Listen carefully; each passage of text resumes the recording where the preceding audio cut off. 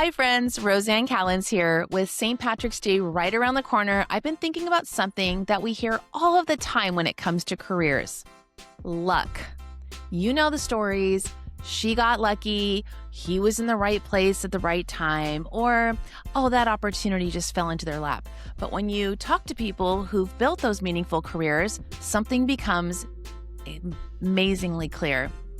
What looks like luck from the outside is often preparation, relationships, courage, and visibility happening behind the scenes. So today we're diving into the idea of career luck, what it really is, how people create it, and how technology and AI are also changing the game. And the face and voice you're about to hear might be familiar because joining me today is one of my favorite people, my friend and fellow executive career coach, Denise Lintz. Welcome, Denise. Hello. Denise has spent her career at the intersection of technology, leadership, and talent strategy. She's helped lead teams through major technological and organizational changes. Today, she's the CEO of BrightSide Success, where she works with leaders and professionals navigating career growth in a world that's evolving faster than ever with the rise of AI. So thanks for being here, Denise, and happy almost St. Patrick's Day. Oh my gosh, yes. Good to be here. Good to talk to you. I feel like we should have our St. Patrick's Day glasses or something I on. know we're not wearing green either. I We know. failed. This is a fail, but wait, this just goes to show everyone execution. Okay, we're doing it. We're So, just doing it. We're just doing it. I don't have anything green either, though. I don't really wear green. So, okay, guys, you know what? It doesn't matter, but the spirit is there. Denise, since we're talking about St. Patrick's Day and luck, I want to start there. In our work as career coaches, we hear this all the time. People say someone just got lucky in their career. From your perspective, what do people misunderstand about career luck? yeah, I love the Shamrock Shake. I love we just dyed the river green in Chicago. So that's all very exciting. And it's a big party in the city with lots of parades and all that greatness. But when it comes to your career, I don't think it's luck. Maybe that's what it looks like from the outside. Maybe that's what it looks like as you're just watching somebody from their career growth. Hey, every 2 years they change to do this, every 2 years they change to do that. But I really don't think it's luck at all. Maybe it's a lot of networking, maybe it's a lot of connecting, maybe it's a lot of things like that, but most definitely is not luck. It wasn't luck for most people that I talk to when I talk with my clients. It's a lot of bravery, it's a lot of small steps, it's a lot of course correction, and I have to say I'm very sorry. In honor of this very lucky day, it's not luck. No, it is a lot of positivity. It is a lot of bright side. It is a lot of looking at things and making sure you're being positive about what you're doing. Because you can look at the doom and the gloom, and that's definitely not lucky. But it's definitely the bright side that brings you that positivity and maybe the perceived luck. But that's how I see it, because people I talk to work really hard to get where they are. It doesn't happen by chance. So looking back at you, how have you seen this? Are you seeing folks be lucky at this, or what's really happening? I always smile when I hear that because what people call luck is really intense preparation. Let's be real. It's preparation, it's relationships and visibility, which anyone who's been listening to me this year knows that that's one of my mantras, joyful visibility. But really, about 70% of career opportunities actually come from people that we know, not just job postings. So, what looks like luck from the outside is usually someone who stayed curious, kept learning, and built relationships, but most importantly, and I say this all the time to every my clients, my kids, anyone that's willing to hear me out, just keep showing up. And that's really a lot of the things that I teach in Operation U is, luck tends to find people that are in motion. But just like you, it sounds great saying luck, but in reality, there's a lot of things going on behind the scenes. One thing, Denise, that we both see is some people do seem to attract incredible opportunities while other people just feel stuck. And through your work with BrightSide Success, you spend a lot of time helping professionals, move their perspectives and see opportunities that they might be missing. What are some things that people can do right now to start opening doors in their career? It's a lot of small steps, but if they could pick one thing to do, just one thing, and it's actually going to be two things I'm going to tell you, is reach out to two people each week that you network with. Now, this could be someone that's maybe on your mind that you worked with, or somebody that, oh, I just really haven't connected with my old boss in a long time and I just want to see how he's doing. Connect with two people a week.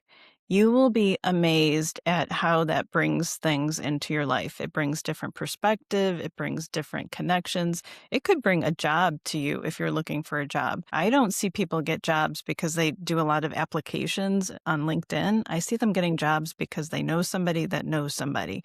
And it's really crazy. I would say I didn't do a good job of this in my last job because I was a vice president. I was at a company for 14 years. I really stayed in the family of the company, and I feel like that was a bit of a fail because coming out of that, if I had connected with more people coming out of that job, I think I would have just been more ready to talk to people in the outside world. And so I've made it a motto for myself. Now, every week I try to connect with two people. It doesn't matter who they are. Could just be somebody that I used to work with that I miss and I want to talk to.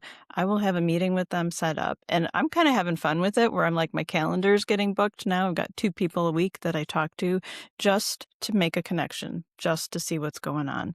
So my bright side idea is connect to two people each week.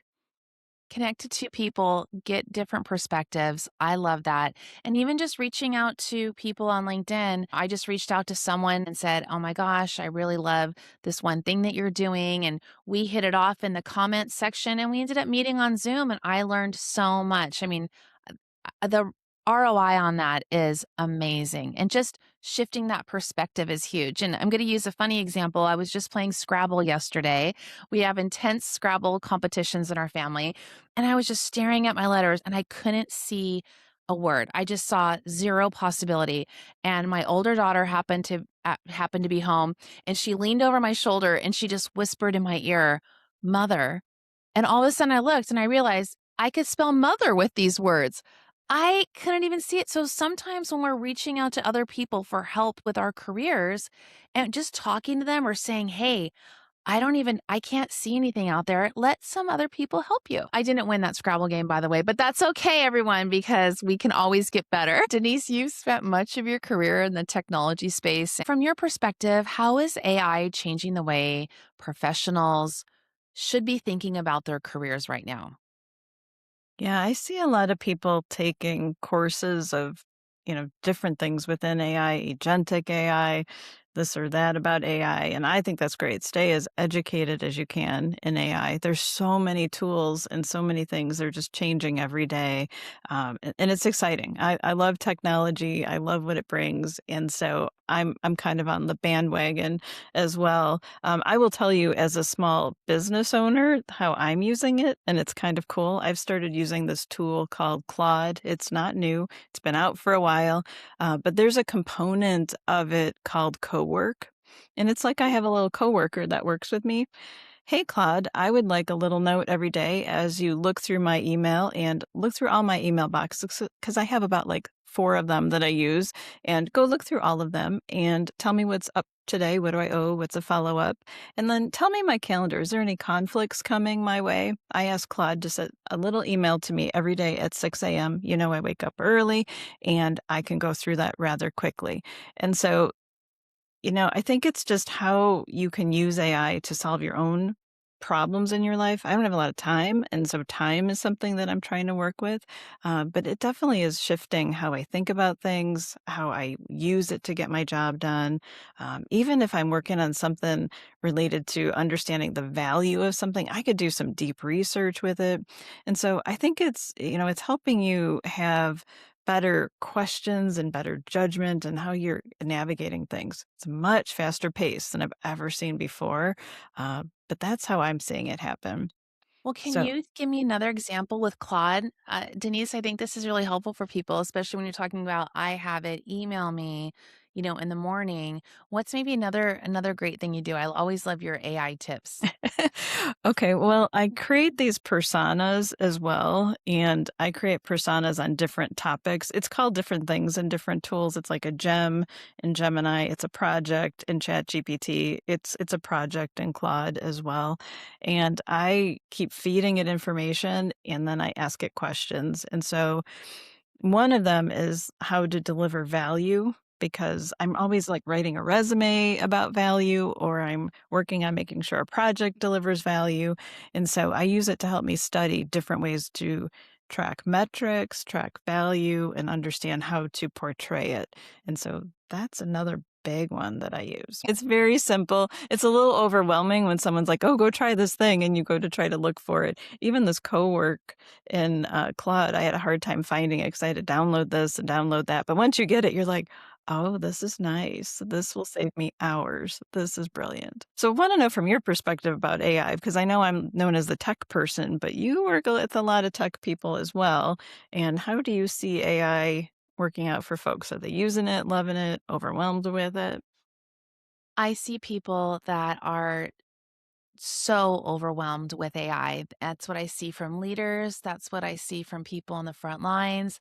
The technology is moving so fast, and leaders are just feeling like they're supposed to understand it overnight and they feel behind. But what I think is interesting is that research, and we're still gathering this research, right? This is still relatively new, is showing that about 75% of knowledge that workers are already using AI, but most of them don't have any formal training. They're learning from things like listening to Denise Lintz on a podcast, or they're learning from other ways. And so leaders are navigating something that is already happening in their organizations, whether they feel ready for it or not, or whether it's an AI tool that they have within their organizational frame. And this is where I feel that it's not just a technology shift, it's a leadership shift in how you help people manage that overwhelm with that. I do see a lot of overwhelm. What are some ways that someone can use AI to immediately help them in their career? I think people wanna start using all these tools and using AI to do lots of things for you.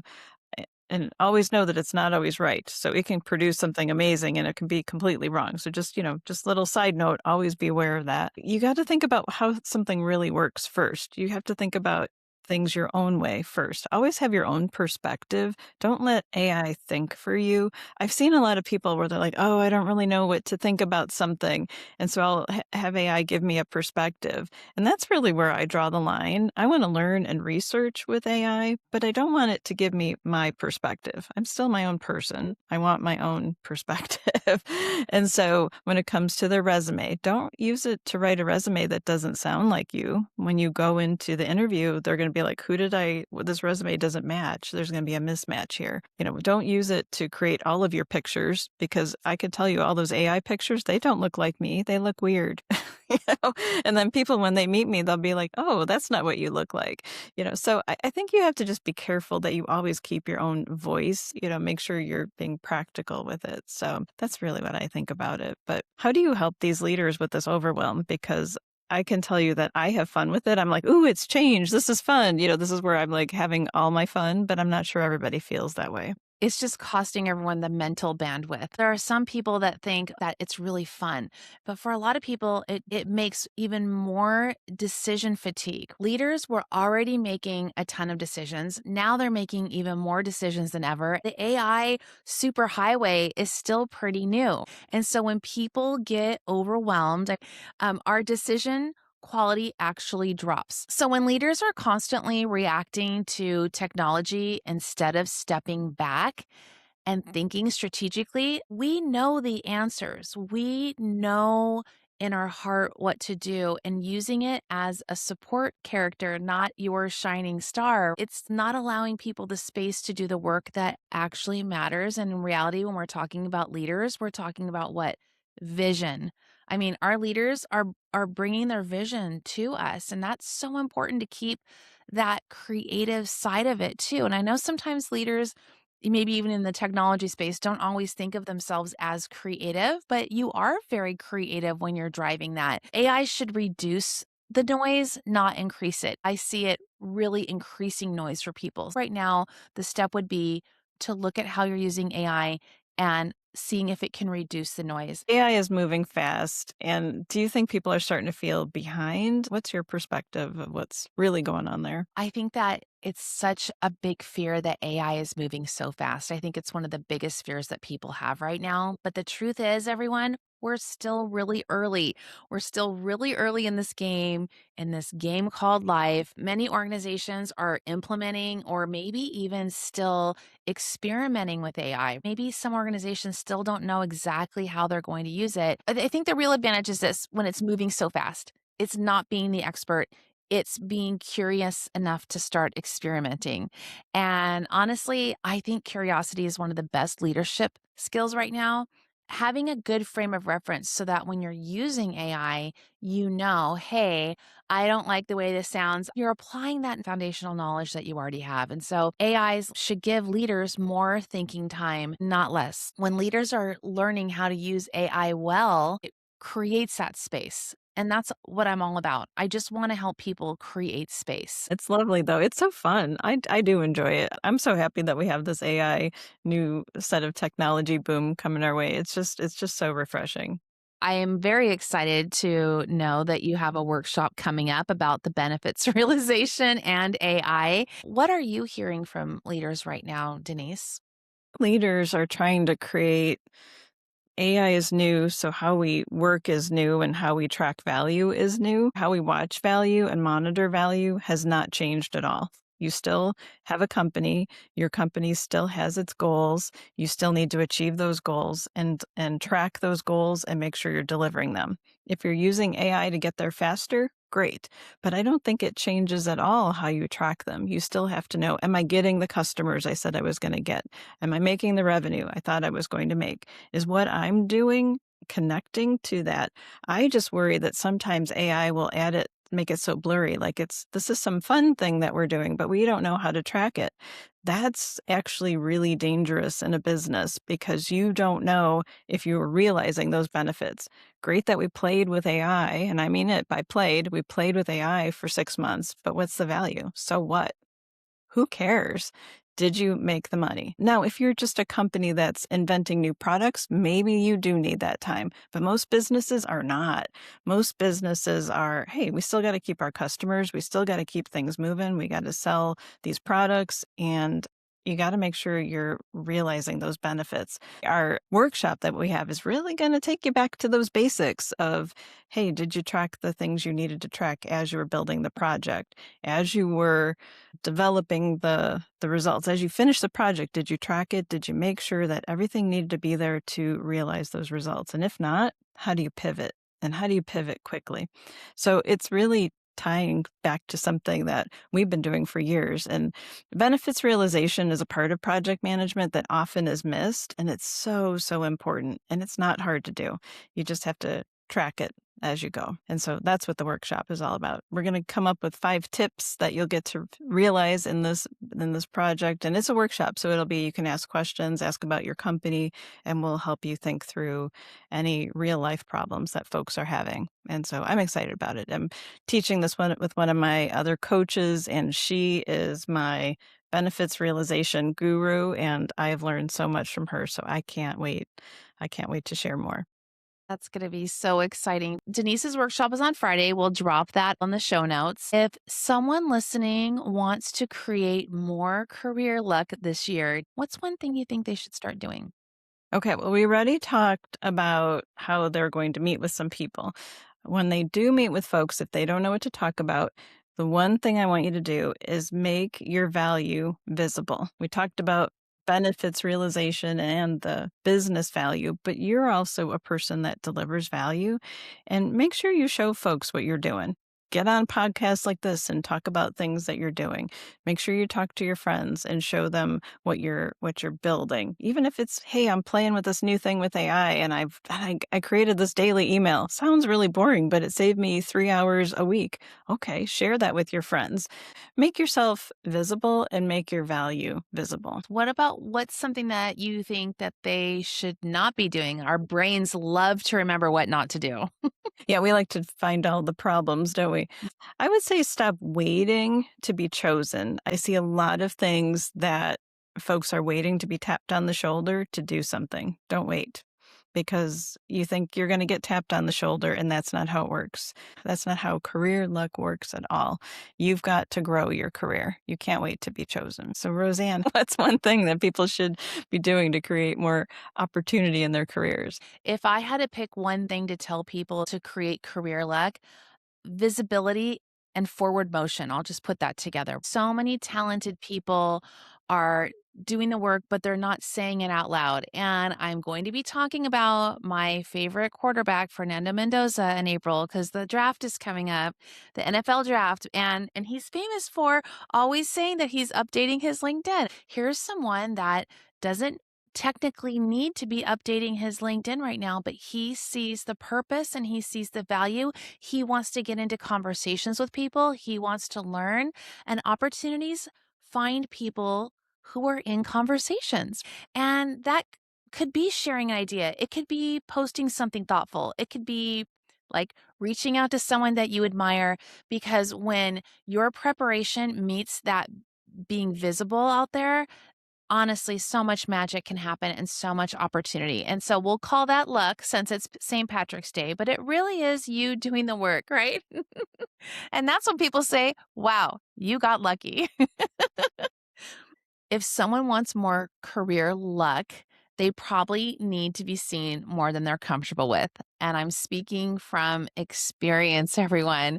That might mean speaking up in a meeting. It might mean making social media videos. It might mean starting a podcast. It might be sharing with your friends that you're looking for new opportunities, because most opportunities just don't come from hiding. They come from you participating in the world. The magic is out there. You just have to ask people, right, Denise? Yeah, I totally agree. Love it. Denise and I are being joyfully visible this year. And what's Denise's mantra for this year? Be brave. Be brave. That's right. I was walking this morning and doing a quick video, and I was talking about AI and overwhelm, but I just said, the key is execution. You have to be willing to go out there, take some steps, and risk maybe it not being perfect at first. And, Denise and I, when we first did our podcast, it did it live instead of recording it for me to edit. But you know what? It was still great. So many people still messaged me and said, "Oh my gosh, I liked seeing you live." Denise, any last thoughts you'd like to share? I'm just happy we didn't know it was live, because I think had we known it was live, we would have been so much more nervous. It was actually perfect that it didn't, but I don't know. I just think always keep positive, stay on the bright side. And, Roseanne is my amazing coach. And so I do suggest having a coach in the world. It just makes a world of difference. I can't say anything else to that. Thank you, Denise. I agree. And everyone, same thing goes right back to Denise. I reach out to Denise, and she's my coach when I'm like, hey, I need an accountability, someone to really hold me accountable because I have a big goal or a big dream here to do. So right back at you. Thank you, Denise. Aw, this has been such a great conversation. So one thing that Denise and I both see in our work is what people often call luck, but it comes down to a few things like we shared today: showing up, building relationships, being visible and sometimes uncomfortably visible, and being willing to take action before you feel completely ready. In other words, career luck isn't random. It's created, and you could even create it by joining Denise's workshop this week. You're going to learn things from creating those opportunities for yourself for you to up level. So if there's something that you've been thinking about doing in your career, maybe this is your reminder to take that first step. And here's my challenge for you this week. I want you to promise me, pinky promise, that you're going to do one thing that creates opportunity. Reach out to someone, start the conversation, try the new AI tool maybe that you haven't tried yet, and put yourself out there. And those small steps are where opportunity begins. So Denise, thanks for being here and sharing your perspective. You're welcome. And to everyone listening, thanks for spending time with us today. If this conversation resonated with you, I would love it if you shared it with someone, a colleague, a friend. And if you're not already connected with us, As I say in every episode, we're real people. We get excited if you connect with us or give us a comment or a DM, and make sure to follow this podcast so you don't miss any future conversations about leadership, careers, and navigating work in the age of AI. And we'll see you next time. Bye, friends. Bye. Bye. Bye.